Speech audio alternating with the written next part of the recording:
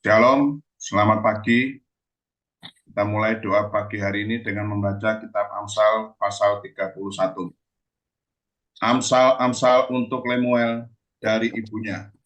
Inilah perkataan Lemuel, Raja Masa, yang diajarkan ibunya kepadanya. Apa yang akan kukatakan anakku, anak kandungku, anak nasarku?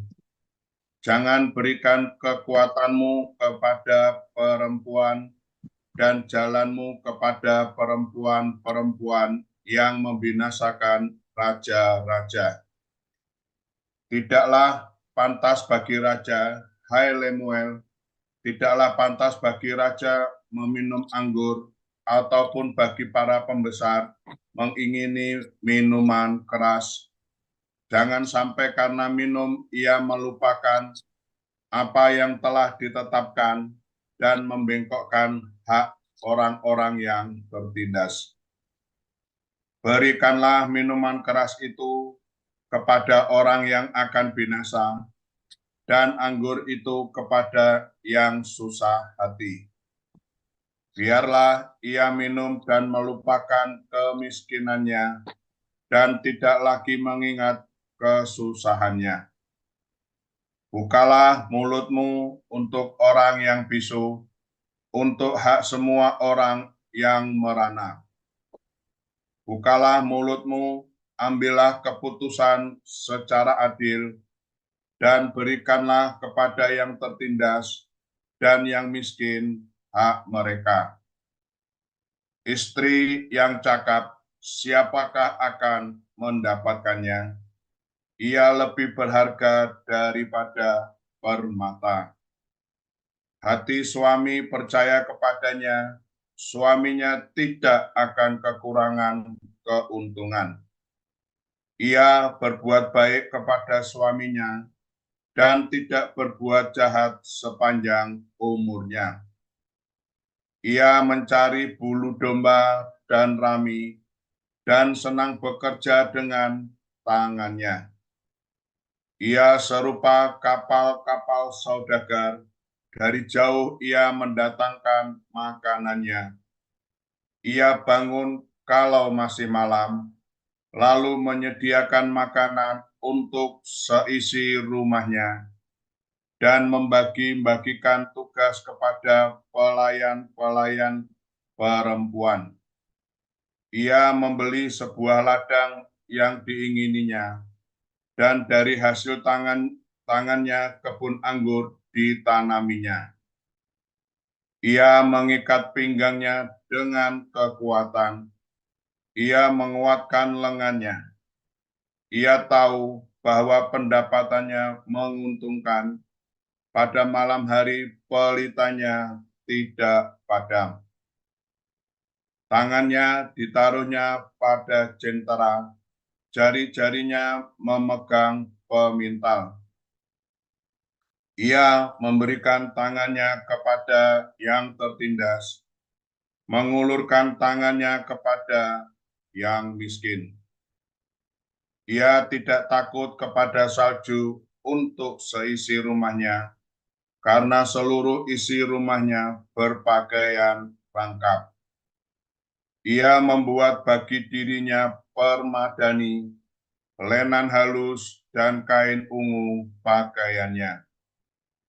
Suaminya dikenal di pintu gerbang, kalau ia duduk bersama-sama para tua-tua negeri. Ia membuat pakaian dari lenan dan menjualnya. Ia menyerahkan ikat pinggang kepada pedagang. Pakaiannya adalah kekuatan dan kemuliaan. Ia tertawa tentang hari depan. Ia membuka mulutnya dengan hikmat. Pengajaran yang lemah lembut ada di lidahnya. Ia mengawasi segala perbuatan rumah tangganya. Makanan kemalasan tidak dimakannya. Anak-anaknya bangun dan menyebutnya berbahagia. Pula suaminya memuji dia. Banyak wanita telah berbuat baik, tetapi kau melebihi mereka semua. Kemolekan adalah bohong, dan kecantikan adalah sia-sia. Tetapi istri yang takut akan Tuhan dipuji-puji. Berilah kepadanya bagian dari hasil tangannya. Biarlah perbuatannya memuji Dia di pintu-pintu gerbang. Amin. Tuhan Yesus memberkati. Shalom, selamat pagi Bapak Ibu Saudara kekasih di dalam Tuhan. Pagi hari ini kita bersyukur kita masih bisa bangun pagi kembali dengan keadaan yang sehat. Nah, sebelum kita beribadah doa pagi, mari kita berdoa dulu. Kami bersyukur Tuhan pagi hari ini Kau tambahkan satu hari lagi untuk dapat kami nikmati. Kami percaya biarlah hidup kami dapat menyenangkan hati-Mu, hidup kami dapat menjadi kemuliaan untuk nama-Mu Tuhan. Sebentar kami mau beribadah di acara doa pagi ini, kami percaya Engkau yang lawat kami Tuhan, Engkau yang jamah hati kami, Engkau yang sertai ibadah ini dari awal pertengahan sampai akhirnya. Biarlah semuanya itu hanya untuk satu nama, yaitu nama Yesus. Terima kasih Tuhan. Jadi dalam nama Tuhan Yesus kami berdoa dan mengucap syukur. Amin. When the music fades and all is trembling, and I simply come,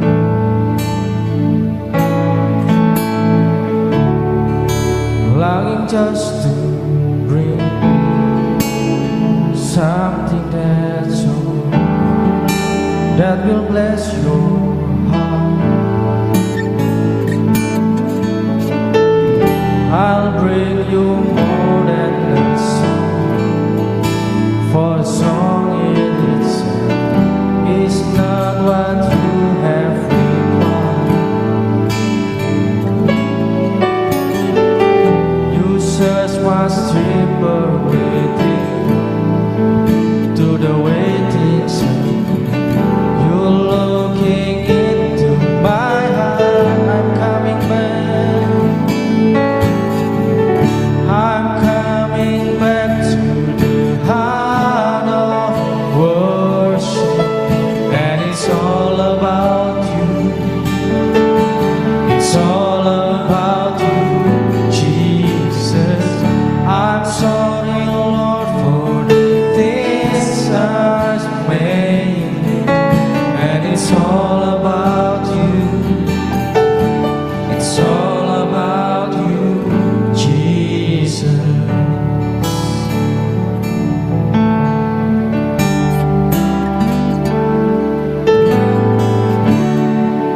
King of endless world, no one could express how much you deserve. Oh,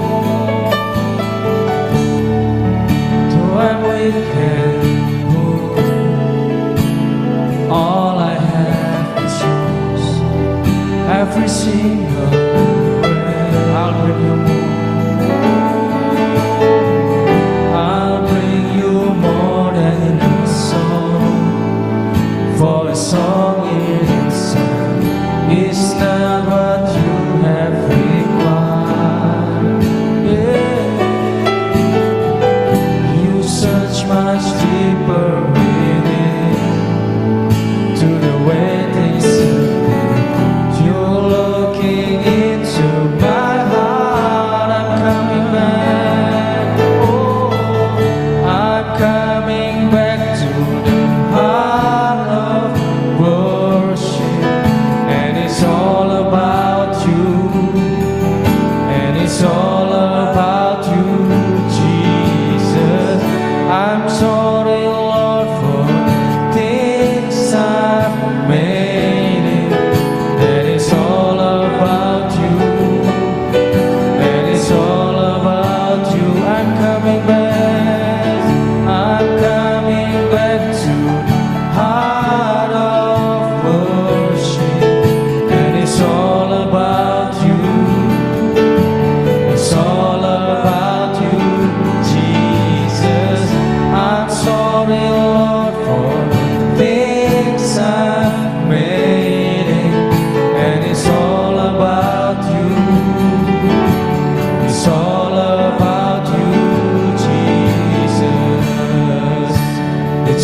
about you.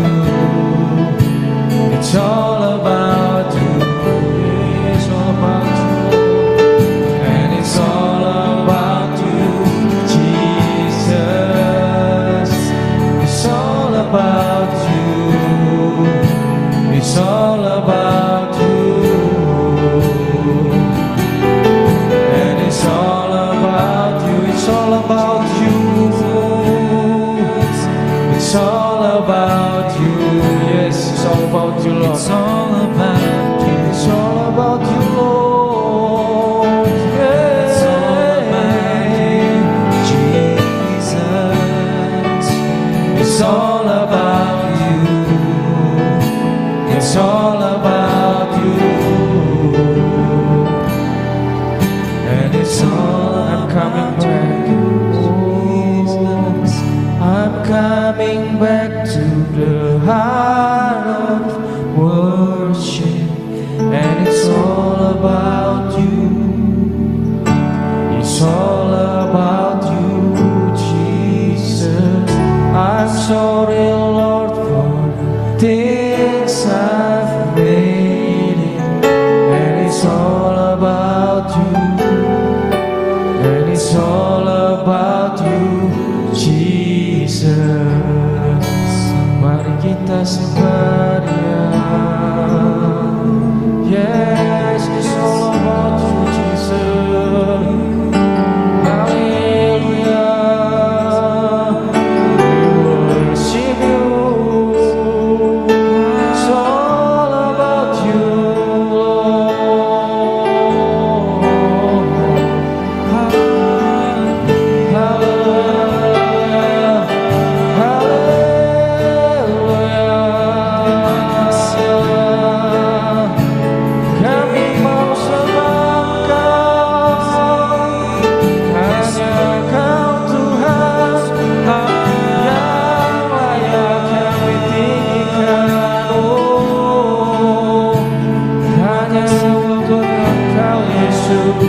Terima kasih semua tentang Kau, semua untuk Engkau.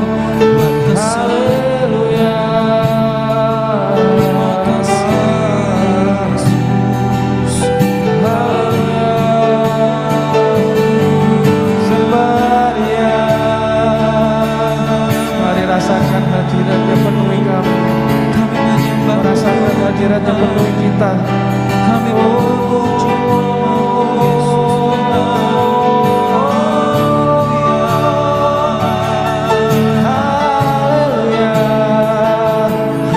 It's all about you. It's all about you. It's all about you.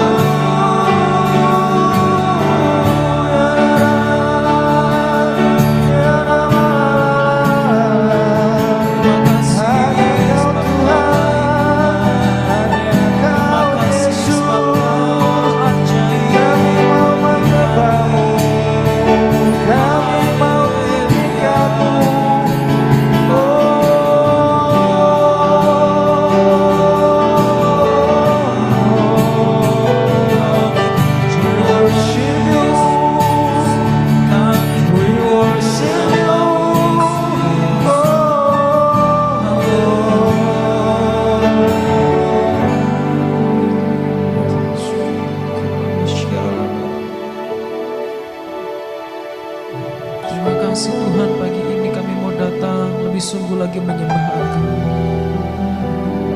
Kami memulai hari kami dengan persekutuan yang indah bersama dengan Yesus kekasih hati kami.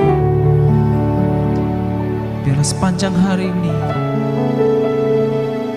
kami jalan dengan penuh harapan dan iman percaya kami kepada Tuhan, bahwa Tuhan ada bersama-sama dengan kami, dan kami kuat dan kami aman ketika Tuhan berjalan bersama dengan kami. Kami akan lewati setiap hari sepanjang hari bersama dengan Tuhan. Engkau ada bersamaku di setiap musim hidupku.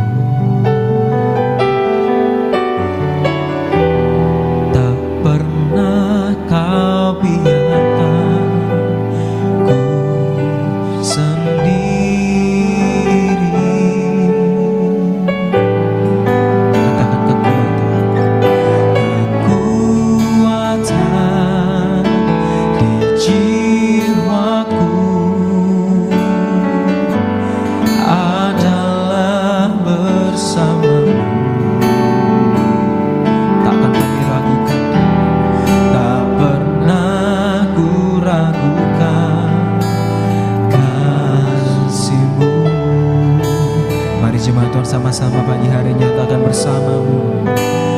Bersamamu Bapa, ku lewati semua perkenananmu ya. Teguhkan hatiku, Engkau yang bertindak, memberi pertolongan.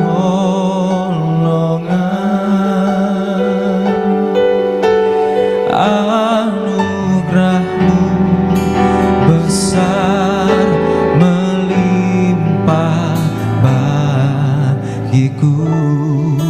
Setiap kita yang percaya anugerah Tuhan melimpah, sama-sama katakan pujian ini. Engkau ada bersamaku di setiap musim hidupku. Tak pernah Kau biarkan ku sendiri.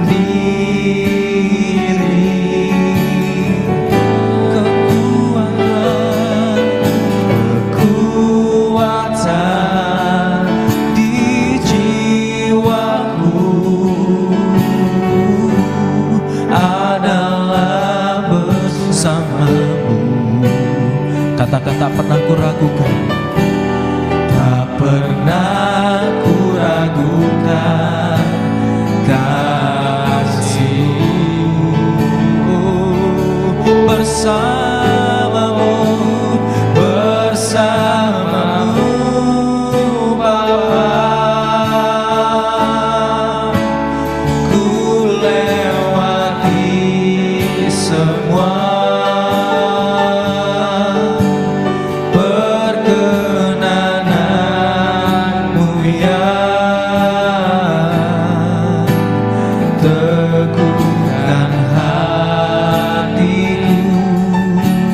Katakan Engkau yang bertindak, Engkau yang bertindak,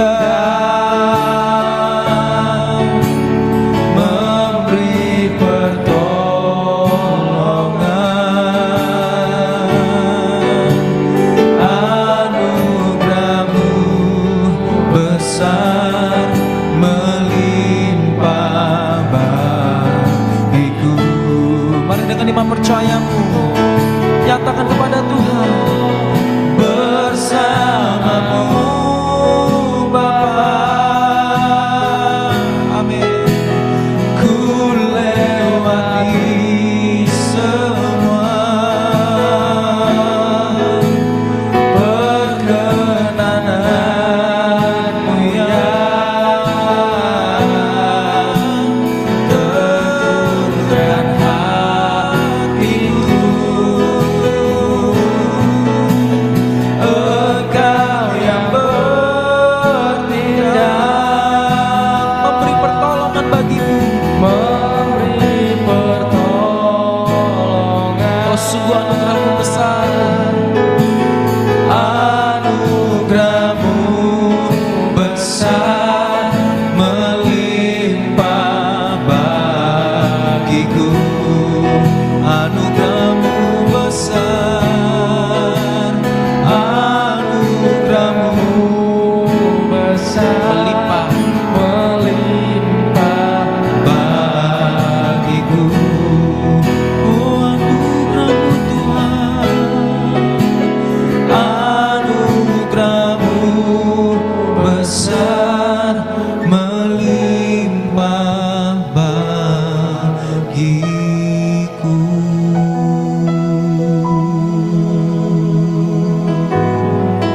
Mari saudaraku yang dikasihi Tuhan, sembah Dia. Sembah Yesus Tuhan yang selalu menyertai-Mu. Sembah Yesus Tuhan yang menyertai-Mu, yang memberkati-Mu.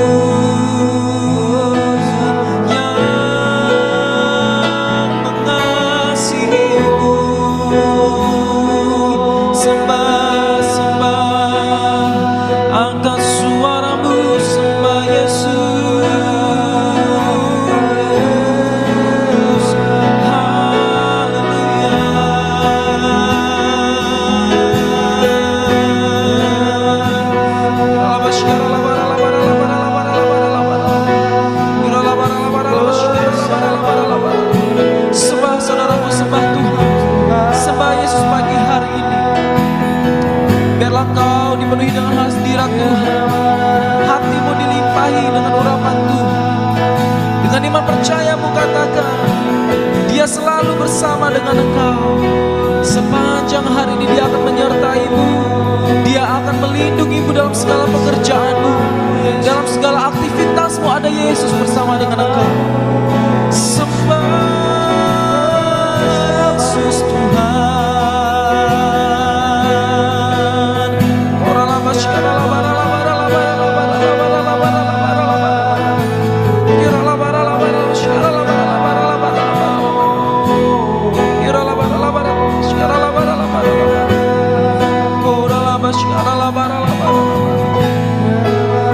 Terima kasih Tuhan, kami percaya Tuhan menyertai, Tuhan memberkati, Tuhan mengasihi.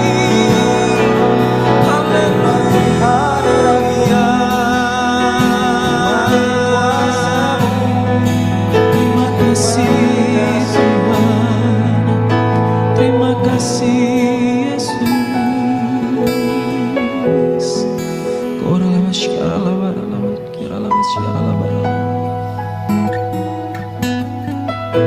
Pagi hari ini bangkitkan setiap iman percaya kami Tuhan. Tidak ada yang mustahil bagi Tuhan. Mari saudaraku serahkan segala pergumulan doamu pagi ini dalam hadapan Tuhan. Bawa semuanya biar Tuhan sendiri yang menolong engkau. Tuhan sendirilah yang akan menolong, menyertai engkau sepanjang umur hidupmu.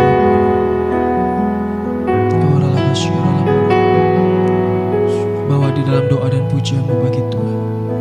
Sambil sama-sama kita nyatakan kepada Tuhan, aku punya Tuhan yang besar, yang telah berjanji dan sanggup menggenapi.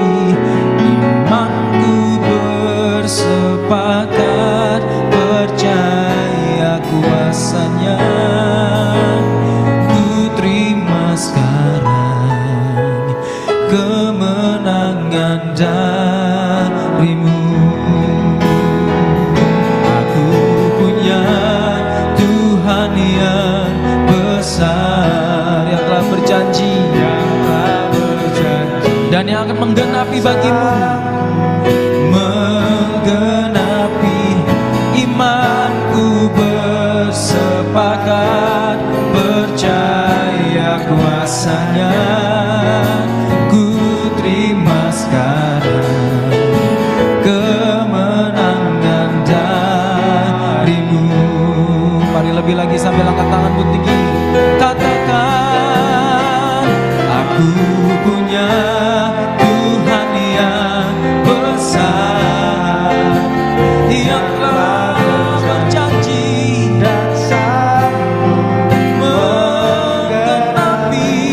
Imanku bersepakat percaya kuasanya.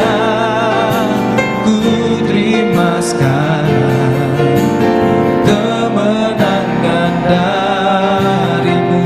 Kami terima, ku terima sekarang. Katakan kemenangan, kemenangan darimu. Dengan imanmu katakan sama-sama, ku terima sekarang kemenangan, kemenangan darimu. Berikan tepuk tangan saudara-saudara bagi Tuhan Allah kita. Haleluya. Terima kasih Tuhan.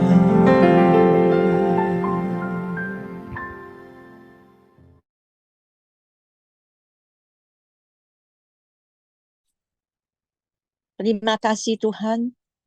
Kami sungguh mengucap syukur, terima kasih Tuhan. Pagi yang indah ini kami boleh menikmati hadirat-Mu yang luar biasa ya Bapa. Saat ini kami hendak mendengar sebagian firman-Mu yang akan disampaikan oleh Pastor Jeffrey Rama. Kiranya Engkau urapi lidah bibir hamba-Mu Tuhan. Berbicaralah pada setiap kami Tuhan. Kami haus akan firman-Mu ya Bapa. Firman-Mu adalah kekuatan Tuhan, berita hidup bagi kami ya Bapa. Bungkus kami semua dengan kuasa darah-Mu ya Bapa.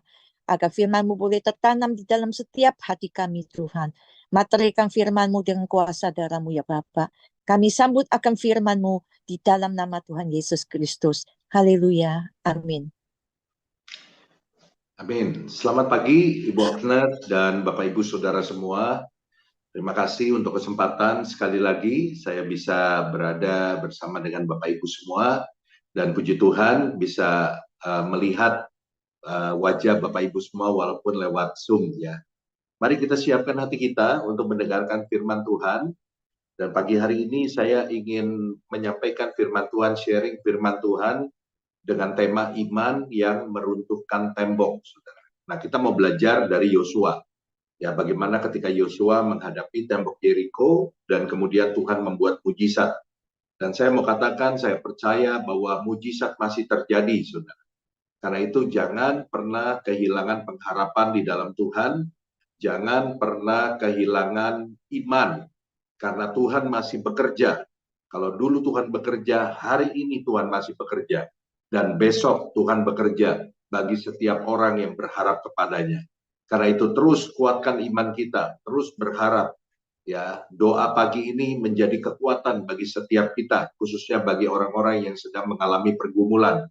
Saya percaya di pagi hari ketika kita baru bangun, kita isi pikiran kita dengan firman Tuhan, maka sepanjang hari firman Tuhan akan menuntun kita, langkah-langkah kita, menuntun pekerjaan kita, setiap keputusan kita, sehingga kita bisa selalu memberikan respon yang benar sepanjang hari.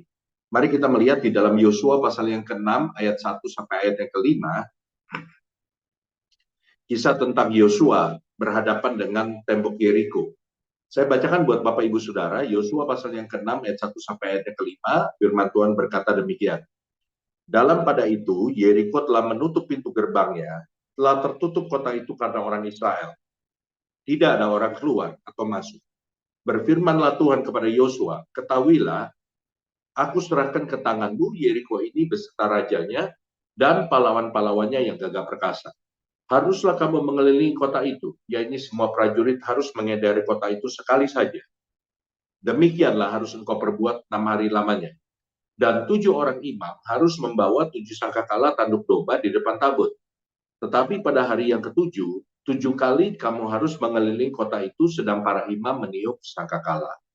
Apabila sangkakala tanduk domba itu panjang bunyinya dan kamu mendengar bunyi sangkakala itu, maka haruslah seluruh bangsa bersorak dengan sorak yang nyaring, maka tembok kota itu akan runtuh.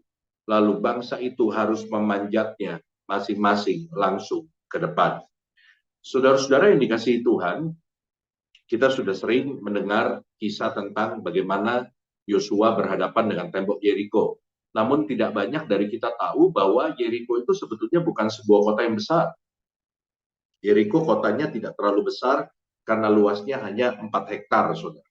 Zaman sekarang ada begitu banyak perumahan-perumahan ya di Surabaya, di Jakarta, terutama di kota-kota besar yang mungkin lebih luas daripada Yeriko. Tetapi Yeriko ini memiliki suatu keunikan.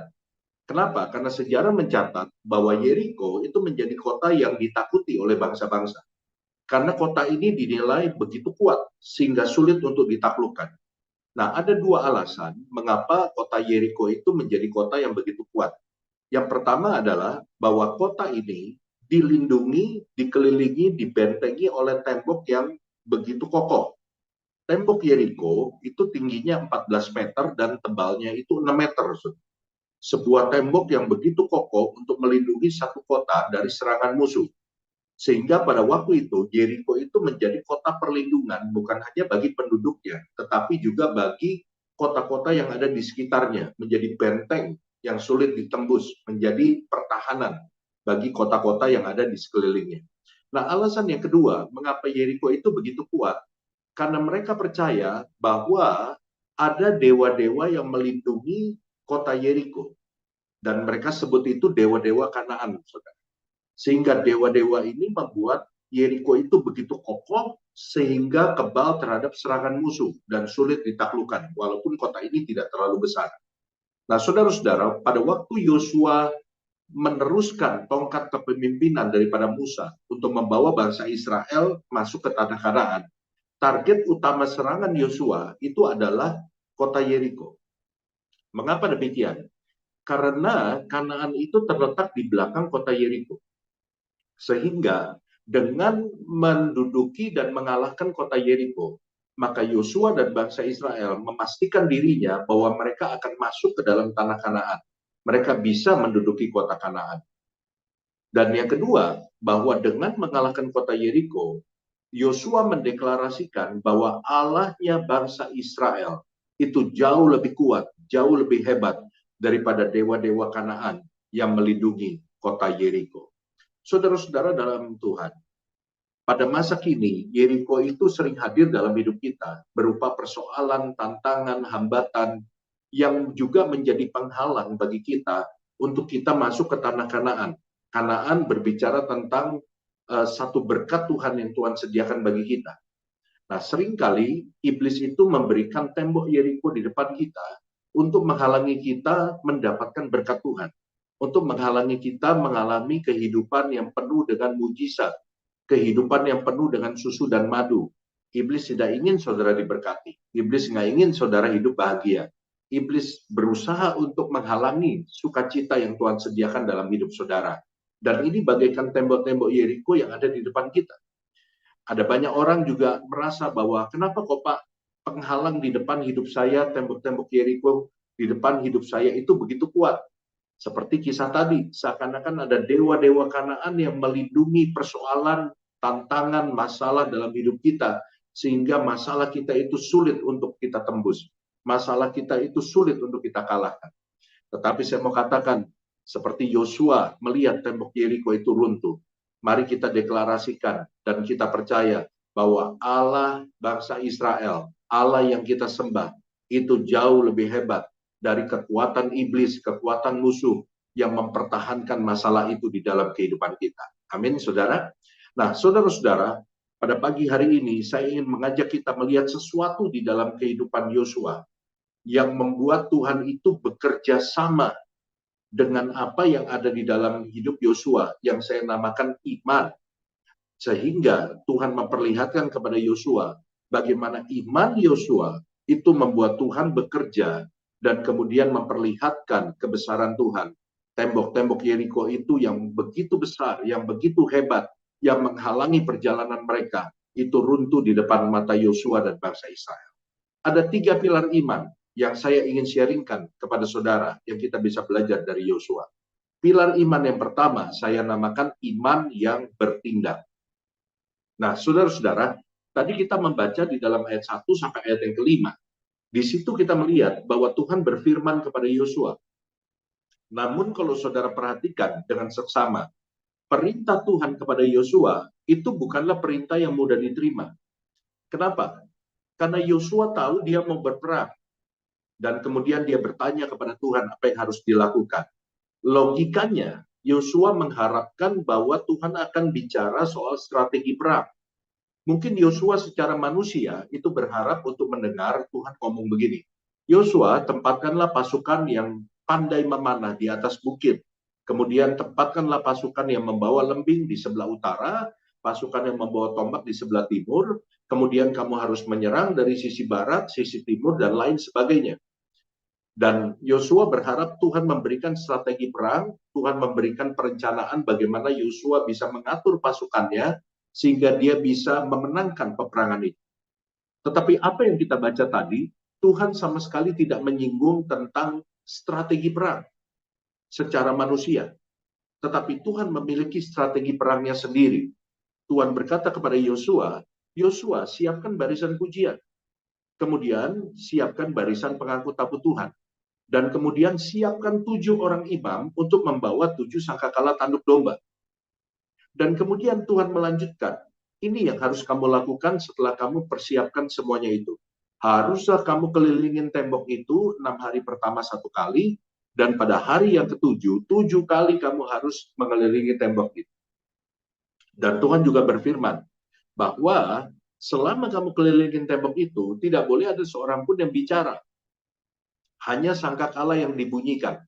Saudara-saudara, secara manusia, untuk orang yang mau berperang, apa yang Tuhan perintahkan, apa yang Tuhan suruh, ini merupakan sesuatu perintah yang nggak masuk akal. Bahkan Yosua bisa berpikir bahwa apa? Kita akan mati nih. Tuhan itu memberikan satu perintah yang nggak masuk akal. Kita mau perang, tapi kita disuruh kelilingin tembok. Dan nggak mungkin orang sebanyak itu berjalan di depan kota Yeriko dan tidak terdengar oleh penduduk kota Yeriko. Dan kemudian ada sangkakala yang dibunyikan. Jadi mereka tahu bahwa mereka pasti ketahuan. Dan Yosua secara manusia bisa berpikir, aduh kalau ketahuan itu kita gampang dibunuh. Orang-orang Yeriko, pasukan Yeriko tinggal memanjat tembok, kemudian membunuh kita dari atas tembok, memanah kita, dan kita semua akan mati konyol. Sungguh satu perintah yang di luar nalar, sungguh satu perintah yang nggak masuk akal. Tetapi apa respon Yosua? Sekali lagi ayat 1 sampai ayat 5, itu bicara soal Tuhan, Yosua menerima perintah dari Tuhan. Nah, ayat 6, respon Yosua itu apa? Mari kita lihat. Yosua 6 ayat yang ke-6.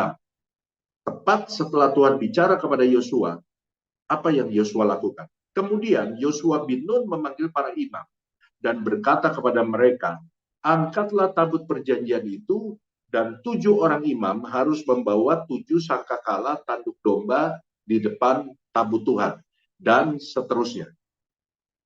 Kita nggak baca ayat seterusnya.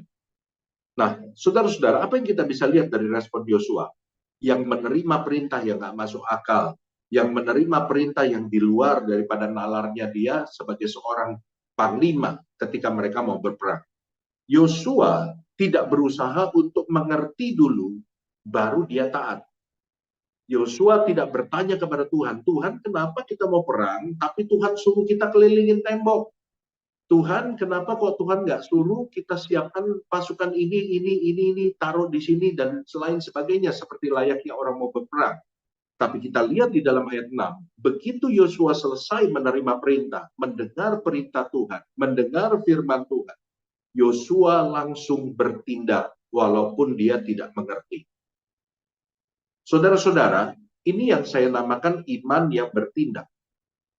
Banyak kita berusaha mau ngerti dulu rencana Tuhan, baru kita mau bertindak. Saudara-saudara, kalau kita mau ngerti dulu semuanya, baru kita mau taat, kita tidak perlu iman. Ini namanya logika. Kalau semuanya masuk hitungan Tuhan, saya mau bertindak. Kalau semuanya masuk di dalam pemikiran saya mau bertindak. Kalau semuanya masuk di dalam logika saya mau bertindak. Kalau semuanya sesuai dengan perhitungan saya, baru saya mau bertindak, baru saya mau taat. Ini bukan iman. Ini namanya logika. Saudara nggak perlu jadi orang Kristen kalau saudara berpikirnya demikian. Karena apa? Karena saudara hanya membutuhkan logika untuk saudara bisa bertindak. Tetapi iman, perhatikan, iman bukan percaya setelah kita memiliki pengertian akan rencana Tuhan. Tetapi iman adalah percaya akan rencana Tuhan semata-mata karena Dia Tuhan. Semata-mata karena Tuhan yang memerintah. Saudara-saudara, kalimat yang pertama yang tadi saya sebut, iman bukan percaya setelah kita memiliki pengertian akan rencana Tuhan. Fokusnya adalah pada rencananya. Tetapi kalimat yang kedua, iman adalah percaya akan rencana Tuhan semata-mata karena Dia Tuhan. Fokusnya kepada pribadi Tuhan. Bisa nangkep ya bedanya ya saudara. Sehingga apa? Kalau kita punya iman yang percaya akan rencana Tuhan, karena yang ngomong itu adalah Tuhan. Artinya apa? Kita belajar untuk mempercayai pribadi Tuhan. Apapun yang Tuhan ngomong, selama itu Tuhan yang bicara, maka saya akan taat, saya akan bertindak. Kenapa? Karena saya tahu, saya mengalami di dalam pengalaman hidup saya, bahwa Tuhan adalah Tuhan yang bisa dipercaya. Tuhan tidak pernah punya rencana yang jahat. Tuhan adalah Tuhan yang tidak pernah gagal menepati janjinya. Tuhan adalah Tuhan yang selalu memberikan masa depan yang baik. Tuhan adalah Tuhan yang hebat dan maha kuasa. Sehingga apapun yang Tuhan ngomong, saya tidak perlu mengerti dulu. Saya akan percaya karena Dia Tuhan. Saudara, kalau kita mempercayai pribadi Tuhan sepenuhnya, benar-benar percaya kepada Tuhan sepenuhnya, maka kita akan menjalani hidup kita dengan tenang. Tetapi hidup kita itu jadi ribet. Kenapa? Karena setiap kali kita dengar firman Tuhan, kita baca firman Tuhan, banyak dari kita mempertanyakan, Tuhan kenapa kok begini? Saya butuhnya ini, kenapa Tuhan suruh ini? Tuhan, apa benar ini jalannya? Kok kayaknya nggak sesuai dengan logika saya? Tuhan, apa benar ini rencana Tuhan? Tuhan, kayaknya Tuhan salah dah, ini ayat buat orang lain, bukan buat saya. Kita akan ribet, saudara. Dan pada akhirnya, kita akan muter-muter di tempat dan tidak melangkah kemana-mana. Dan akhirnya kita tidak melihat mujizat.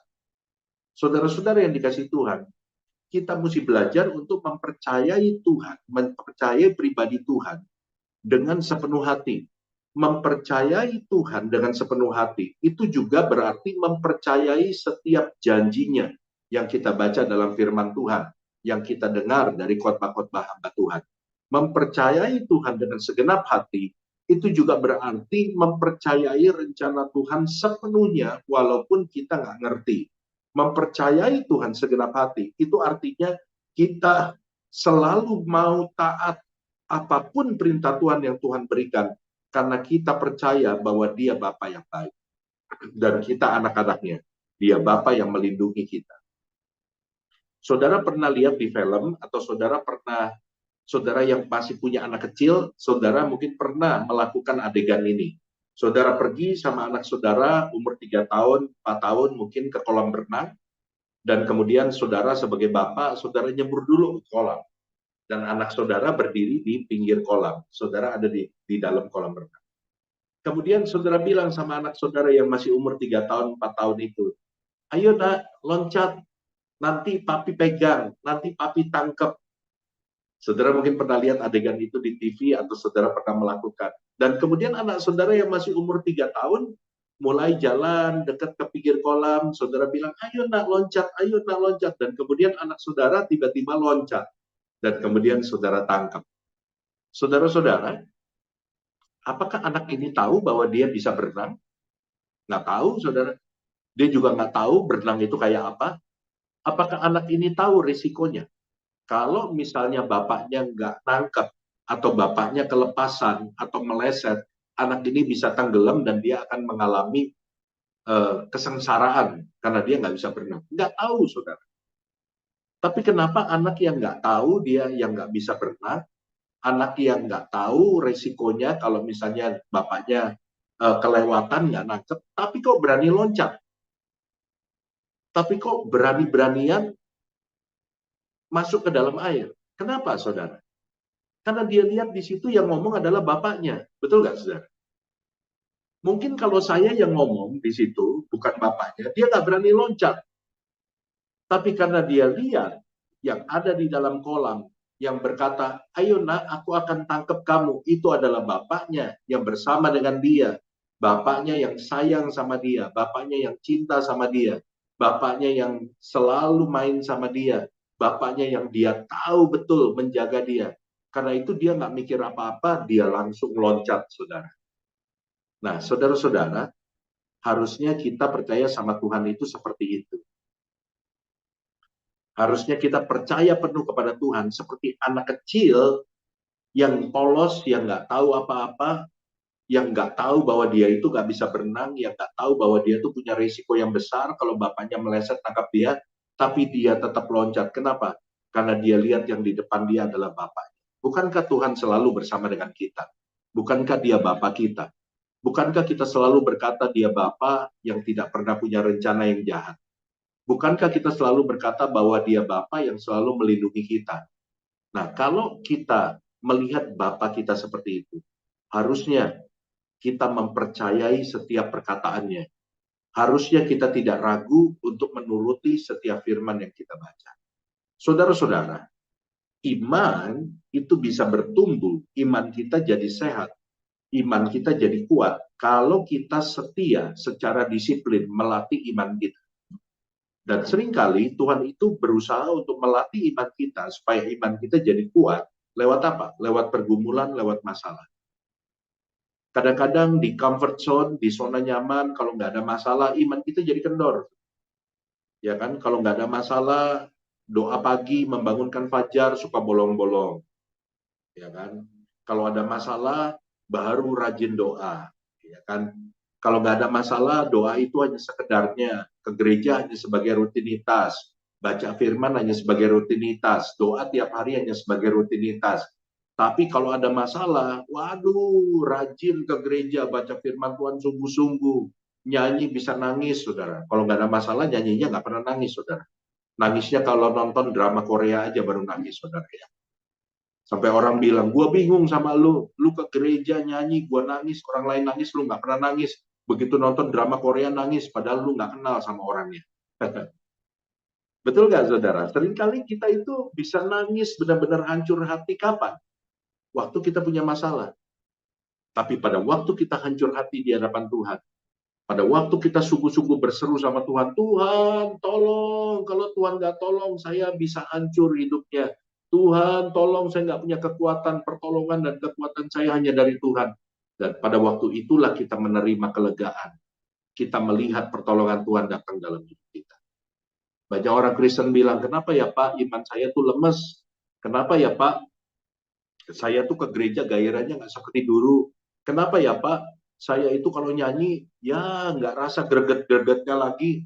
Padahal dulu waktu pertama kali terima Tuhan, waduh, saya kalau nyebut nama Yesus aja kayak udah kena setrum, Pak. Waduh, seakan-akan Tuhan benar-benar berdiri depan saya. Kenapa iman saya kok sekarang lemes? Nah, saya jawab ya, Yakobus 2 ayat 17. Firman Tuhan bilang begini, demikian juga halnya dengan iman, jika iman itu tidak disertai perbuatan, maka iman itu pada hakikatnya adalah mati. Saudara-saudara, sebelum mati kondisinya apa? Lemes dulu. Berarti kalau iman saudara lemes, hati-hati, bentar lagi bisa mati, saudara. Kenapa kok imanmu lemas? Kenapa kok imanmu mati? Alkitab bilang dalam Yakobus 2 ayat 17 tadi, karena imanmu tidak disertai dengan perbuatan iman. Perbuatan iman itu seperti apa sih? Perbuatan iman yang paling simpel, yang paling sederhana yang bisa saudara lakukan adalah pada waktu saudara disiplin baca Alkitab, saudara disiplin untuk berdoa. Dan saudara disiplin untuk beribadah.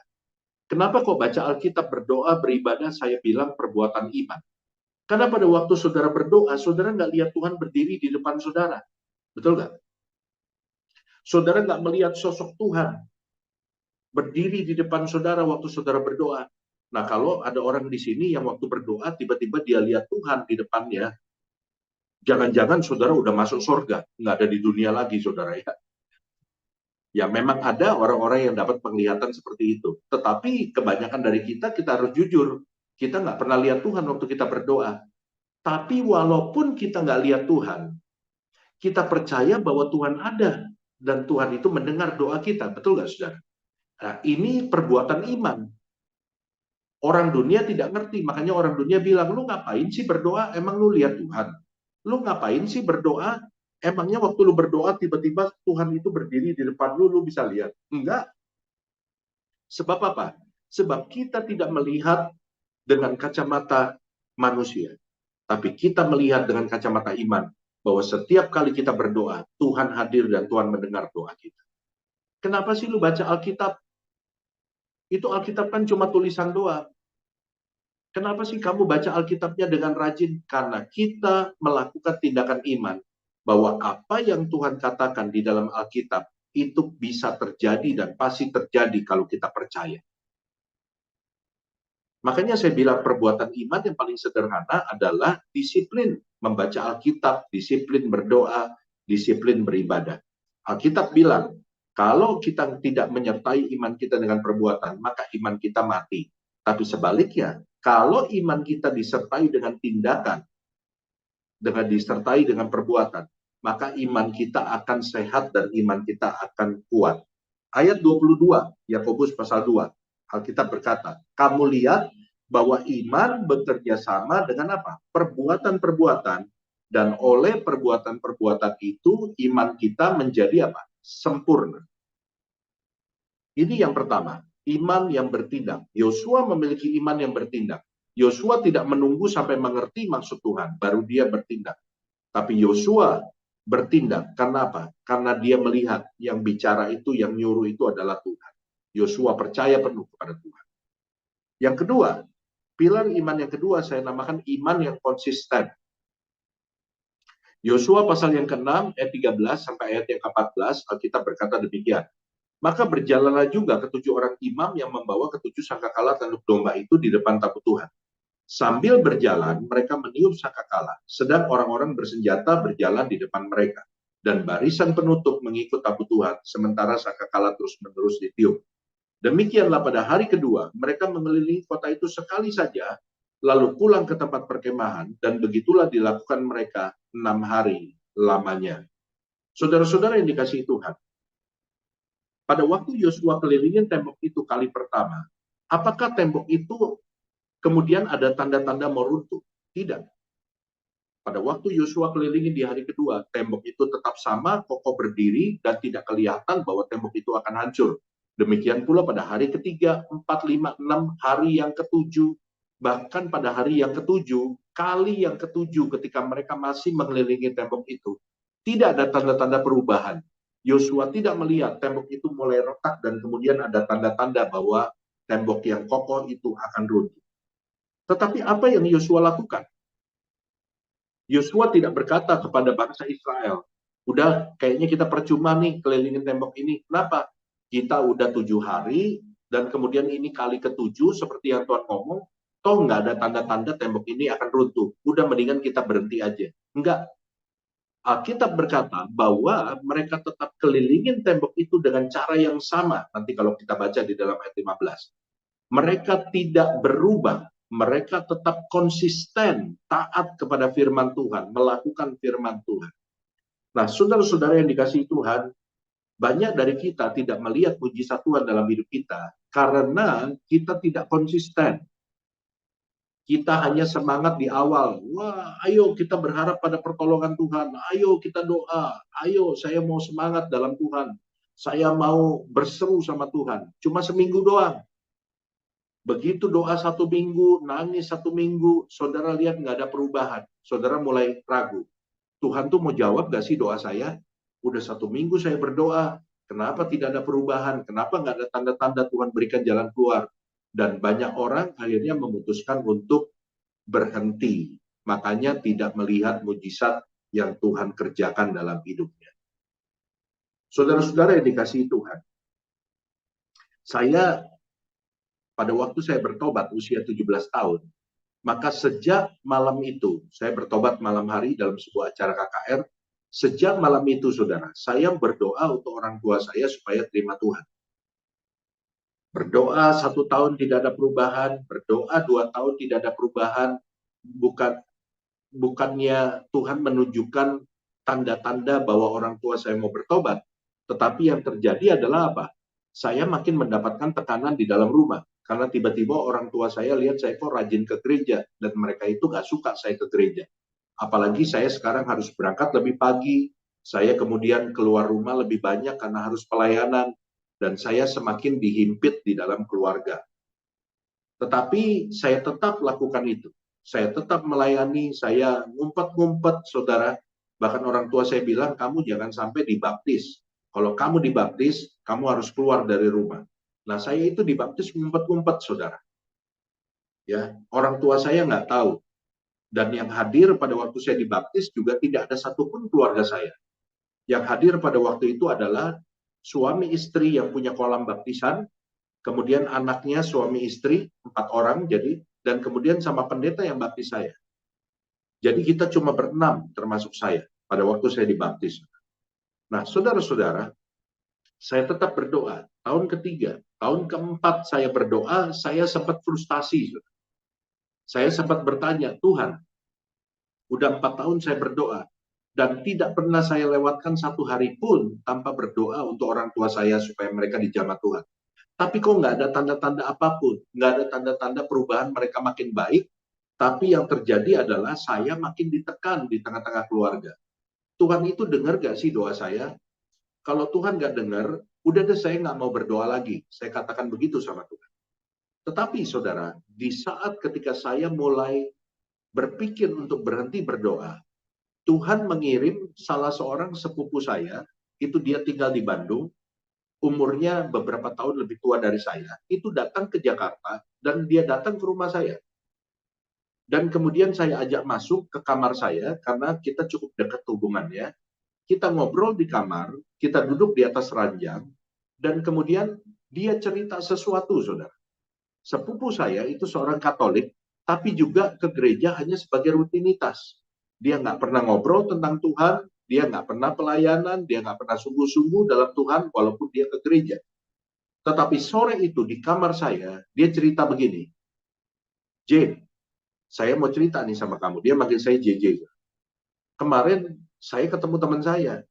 Teman saya itu senangnya setengah mati. Saya tanya, kenapa kok kamu senangnya setengah mati? Dia cerita bahwa papinya itu baru bertobat. Jadi maminya sudah meninggal, tinggal papinya. Papinya baru terima Yesus. Dan yang membuat dia sukacita adalah bahwa dia berdoa untuk papinya. 9 tahun baru papinya itu terima Tuhan.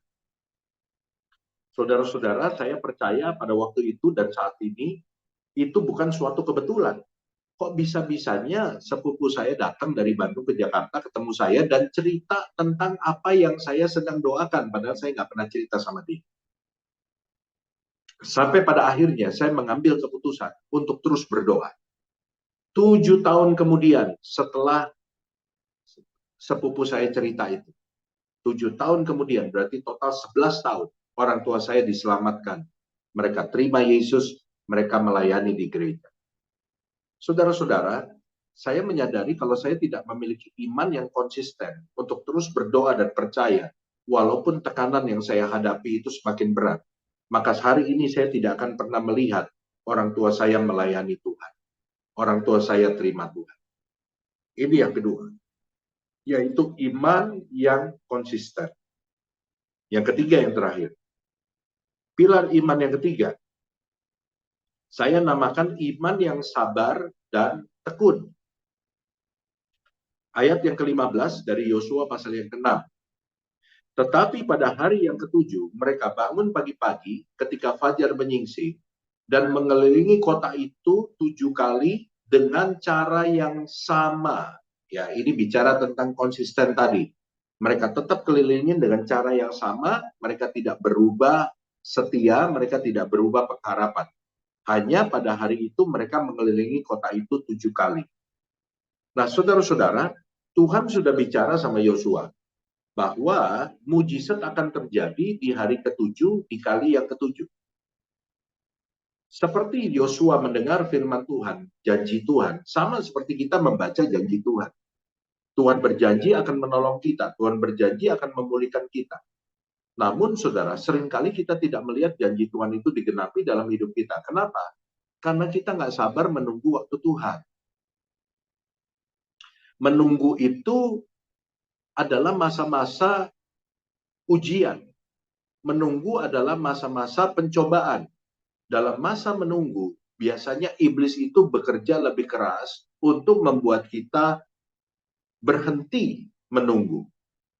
Di masa menunggu, biasanya iblis membolak-balikkan keadaan, membuat kita melihat keadaan yang terbolak-balik, supaya kita mengira bahwa Tuhan tidak akan membuat mujizat dalam hidup kita. Tetapi saya percaya bahwa janji Tuhan itu tidak pernah gagal. Asal kita setia menunggu waktu Tuhan, sampai waktunya Tuhan itu tiba, dan kita akan melihat kemuliaan Tuhan. Saudara-saudara, kita perlu memiliki iman yang sabar dan tekun. Kenapa sabar mesti dipasangkan dengan ketekunan? Karena sabar tanpa ketekunan itu tidak ada artinya. Kita sabar menunggu waktu Tuhan, tetapi kita juga mesti tetap berdoa. Kita mesti tetap berharap, kita mesti tetap melakukan bagian kita tetap mesti rajin beribadah, kita tetap mesti rajin membaca Alkitab. Karena sabar itu bukan berarti diam-diam aja dan nggak melakukan apa-apa. Sabar itu artinya apa? Di dalam kesabaran kita juga harus tekun. Karena firman Tuhan, ada banyak firman Tuhan yang berkata bahwa kita nggak boleh diam aja. Carilah, maka kamu akan mendapatkan. Ketoklah, maka pintu akan dibukakan. Artinya apa? Pintu itu terbuka kalau kita berusaha untuk terus mengetuk. Ya, kata mencari, maka kamu akan mendapatkan di dalam bahasa aslinya itu bukan cuma mencari satu kali saja. Artinya di dalam bahasa aslinya, carilah terus sampai kamu mendapatkan. Kata mengetuk itu bukan berarti ngetuk sekali aja dan kemudian kalau nggak dibuka ya udah. Dalam bahasa aslinya, kata mengetuk itu mempunyai arti ketuklah terus sampai pintu dibukakan. Nah, ini bicara apa? Ketekunan di dalam menunggu waktunya Tuhan. Ketekunan sampai melihat pintu itu terbuka. Karena itu saudara-saudara, apapun yang saudara harapkan, yang saudara doakan kepada Tuhan hari ini, jangan berdiam diri dan tidak melakukan apapun. Teruslah berdoa, teruslah berharap, teruslah melayani Tuhan, teruslah rajin membaca Alkitab, sampai tembok Yeriko di dalam hidup saudara, di depan saudara itu runtuh, karena saudara memiliki iman yang sabar dan tekun. Yosua sabar menanti waktu Tuhan, tapi Yosua tidak tinggal diam di dalam perkemahan.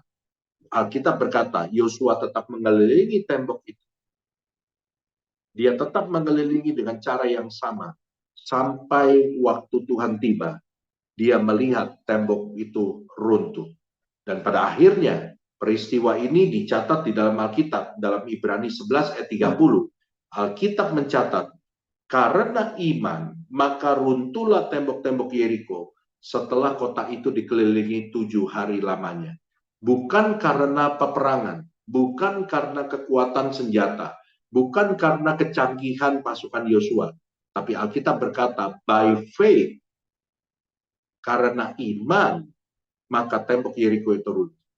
Biarlah setiap kita akan berkata, karena iman, runtuhlah tembok-tembok persoalan di dalam hidupku. Karena imanku, maka runtuhlah tembok-tembok pergumulan, tembok-tembok penyakit yang ada di dalam hidupku, tembok-tembok penghalang yang ada dalam hidupku. Dan pada waktu tembok Yeriko itu runtuh, Yosua bisa masuk ke tanah Kanaan. Dia mendapatkan tanah yang penuh dengan susu dan madu. Pada waktu tembok Yeriko itu runtuh dalam hidup saudara, maka kehidupan saudara akan menjadi kehidupan yang diberkati karena Tuhan sudah menyediakan itu di balik tembok Yeriko. Saya berdoa supaya firman Tuhan ini memberikan kekuatan dan memberikan pengharapan, membuat kita melihat bahwa Tuhan masih bekerja, bahwa Tuhan punya 1001 macam cara untuk memberikan jalan keluar kepada kita. Tuhan Yesus memberkati kita semua. Amin. Terima kasih Tuhan Yesus, terima kasih. Kumpulkan kami kembali besok dalam doa pagi membangunkan fajar. Sepanjang hari ini ada yang bekerja, ada yang sekolah, kuliah, ada yang ke kantor, berdagang, ada yang keluar kota, atau melakukan aktivitas di rumah. Apapun yang kami lakukan, penyertaan Tuhan sungguh nyata atas hidup kami. Mari Bapak Ibu kita angkat kedua tangan kita, Bapak Ibu Saudara yang dikasihi Tuhan Yesus Kristus, terimalah berkat yang melimpah dari Allah Bapa di surga, kasih karunia dari Tuhan Yesus Kristus, pertolongan penghiburan kekuatan dari Allah Roh Kudus turun, menyertai Bapak Ibu Saudara mulai hari ini sampai Maranatha, Tuhan Yesus datang kembali kali yang kedua. Haleluya. Di dalam nama Tuhan Yesus Kristus, mari kita semua yang percaya kita berkata, amin. Terima kasih Pastor Jeffrey Rama, sudah memberkati kita semua. Terima kasih semua yang sudah bergabung.